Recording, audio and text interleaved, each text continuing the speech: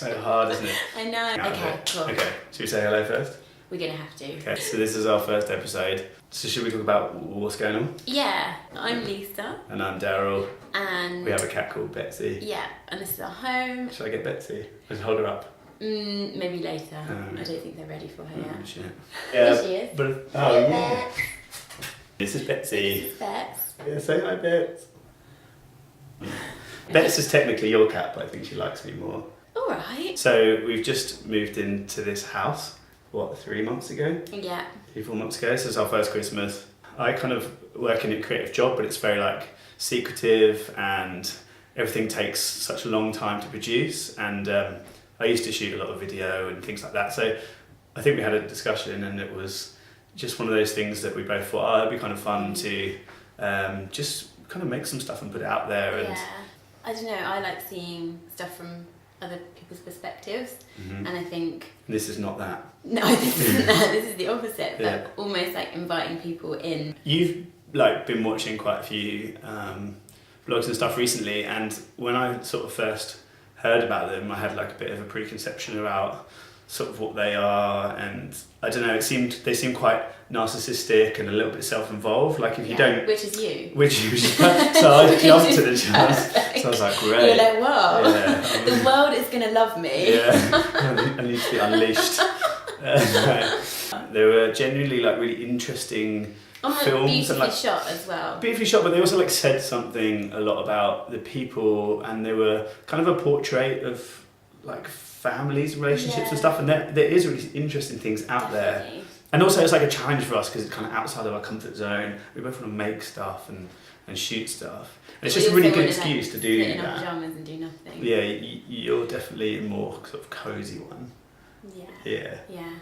And I'm a little bit restless when it comes to sort of making things. So we thought we would combine the coziness with making stuff. And I think it's a different, like you said, a different angle on sort of vlogging. It's more interesting for me to change the format of the more kind of throwaway stuff. I think it started when we were talking in Wagamama's in Edinburgh. I was talking about something I'd watched, and you were like, "Why do you watch them?" Just as an break open it question. down. Yeah. And I really thought about it, and I was like, "Why?" And I really wanted to pinpoint what I get from the things I watch, and it sort of came from that. Yeah. And I like seeing into other people's lives, and it's really nice when you can relate to them as well. Almost like. Oh my god. I think it's because she normally sits on the windowsill there, but because we've blocked it up. Blocked it up, so she wants to sit up high and warm. She's got a neighbour's cat, Pebble. She's so jealous because the neighbour's cat's really athletic and can climb up onto the top of. This is a bit more rotund. She's got her Christmas body on. I think when done really well, it's actually it almost makes it better in some ways because you're seeking out really interesting opportunities to do and ways to look at things. In really really unusual ways that you otherwise would just walk past. Yeah. I mean, we might try it and it might be utter wank. Oh, it'll be complete and bollocks. We'll just crash and burn. Yeah. But we'll it'll do that fun. Whatever we do. But at least we can send it to you being friends. Do you reckon it's still 250 quid? I reckon it must have gone up now. I don't even know. I don't think... It was 200 quid when I was a kid. No, it's 250, but I don't think they probably do any new ones anymore. No. If you watch it... I think they have a big library and they add 2 a year. It was hard now because you've got YouTube, haven't you? I know, that's why if you watch You Being Framed, they're all videos, really shaky videos. They're really old, and you can just tell... Wasn't it the best thing when you were a kid though, when it came in? It was it just felt so hilarious. And now it's you can get that in abundance. You can go online and just see these funny videos. But at the time, it's your only source for really candid. It's my only source of happiness. Since it's gone off air, I've been being deeply depressed. Okay, well we better. Should we go? So what are we going to do today? We have a Christmas. What I say I don't really know. Go on, you tell me. We have a Christmas day every year, and we just go up to London and we see all the Christmas lights, and we go to Harrods. Yeah. And I've never been to Liberty before. Yeah, so that'd be good. Yeah, you'll love it. And last year we went to Winter Wonderland, didn't we? I didn't like it. No, it was a little bit much, wasn't it? My only sort of, what's the word, reference. Yeah. It really seemed to me like the Epsom Derby. Like such a niche reference. We were just talking about the time when you'd have 2 bottles of rosé before you'd go out, and now you're complaining about it being slightly too loud at Winter Wonderland. And yeah, no, it was really loud though. It was nice in the like when you get mulled wine, that little like cozy bit. Yeah, it was good. But I don't like rides, and it's quite a lot of rides. Yeah, and I'm just too busy going on rides, so you're just there on your own. I don't think we're going to go this year. We might walk past it. Yeah. It's more about the walk. I don't know, there's something about London, isn't there, that like is quite magical around Christmas. So. Especially when it's pissing down with rain. Yeah, it's just started snowing as well, so it's like extra Christmassy. It probably will just turn to rain because it's England, and I always assume the worst. But yeah, so I'm going to get some quick shots of that, and then we'll head off. All right. Come on, let's go. That's it. On the edge of a night, it's like you're living your life on the stage. You're talking through glass, we're just square photographs on a page. Oh, we're never alone, but we're each in our own little cage.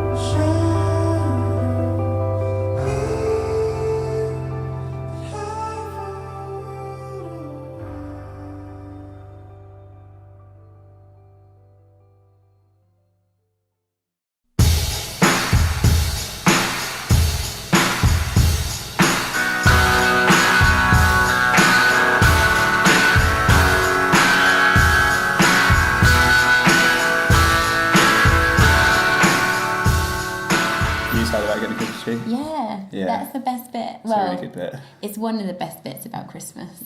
We can get a bigger one this year. Yeah, because the one last year we got was so small. It was tiny, but that wasn't even the problem. Is that I don't know. We must have got a real bargain basement tree. Yeah, it was really shit. Like you would look at it, and then all of the needles would just fall off instantly. And we made these little cards for everyone, where we cut off a little bit of the branch. It looked like a tiny little Christmas tree, which we kind of stuck down onto the cards, and then we painted some Tipp-Ex on the needles. So and it looked like snow. A star on the top. Yeah, and it looked really sweet. When we made it, we were like, oh, this is actually really nice. And then by the time they arrived, they were just these barren, bare twig. And just a really small twig. Yeah, it just looked so stupid. And so depressing. It was so depressing. And then we couldn't touch the Christmas tree because if you even went near it, you just go, and all the needles would just fall off it. It was awful. So we might have to splash out this year and spend the extra £5. But we can get a bigger one. We need a tree expert, don't we? Yeah, I think we just need to not get the cheapest one. We don't have any decorations though, so we'll have to see how far they go. That's okay, we can get some more. Yeah. Yeah. It's kind of part of the fun. You love garden centres. Yeah, no, you love them as well. I love them, but I love them. It's your... They're just so nice. Yeah, they are quite good. Okay, cool. Should we do it? Yeah.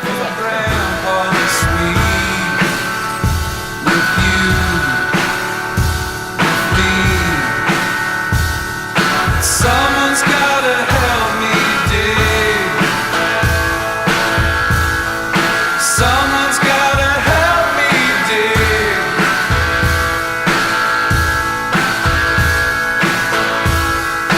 Jesus Christ, girl, it hasn't been long, so it seems, since I was picking out an island and a tomb for you at the Hollywood Cemetery. You kiss on me.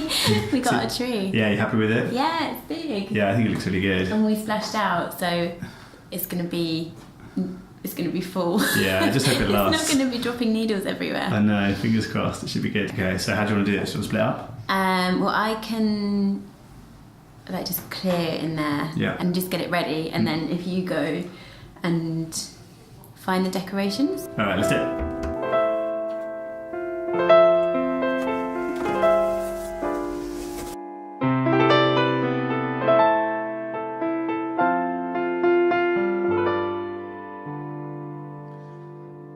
Through the years, we all will be together if the fates allow. Hang a shining star upon the highest bough,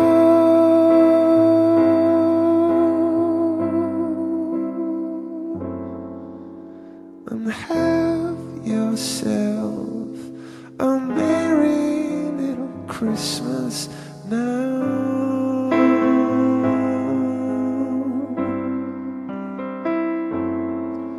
Oh, have yourself a merry little Christmas now.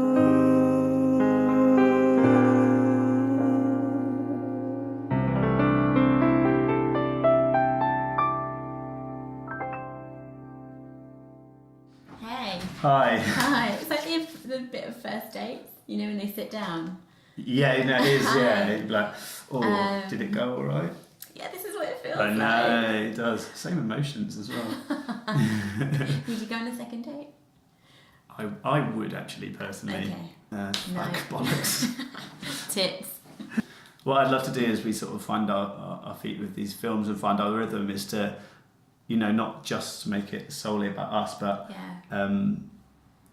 about some of these like other stories that you come across like in daily life. And for me, like one of the things I always try and capture and that's been really inspiring for me is this feeling of movement and travel. And I'm kind of jealous because you get to do that every day because you get the train into London. And when I was working doing music videos and directing, is that if I would really stuck creatively, I'd get a train and just sit and stare out the window, and that feeling of emotion was so like evocative, and like all these different stories like moving past each other. We don't really get time to really reflect on that side of the world, you know, like you meet someone, you have a conversation and you go about your daily life, and really like that moment for them is also like so transient, and I think that like really inspires me, that feeling. There's something really unusual about it, and I'm quite jealous that you get to do that every day in a sense. So I guess like with the videos we're going to find like a bit more of a rhythm, emotion, and it'll become more natural. Like going on from that is when I'm on a train, I have this rule that I won't look at my phone. So I really like watching other people. So I'll either sometimes read, sometimes listen to music, sometimes listen to a podcast, but my one rule is like sort of take on what's going on around you. I kind of like them to be less just focused on like just us, because boring. Like well, there's that, fuck. and like no, carry on. That was nice.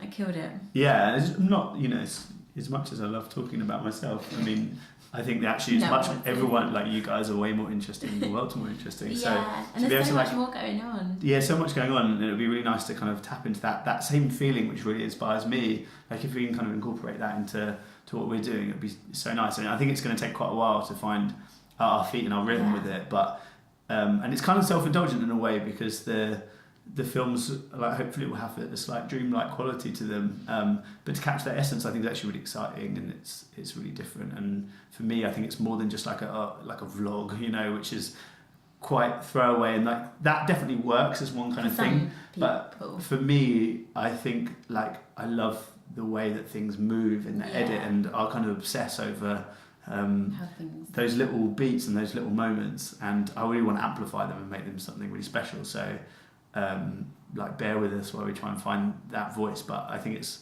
just a really exciting outlet for us to discover that, you know, like around our life, and do it together. So I guess we should wrap it up. So thanks for watching. Thanks very much for watching, and see you next week.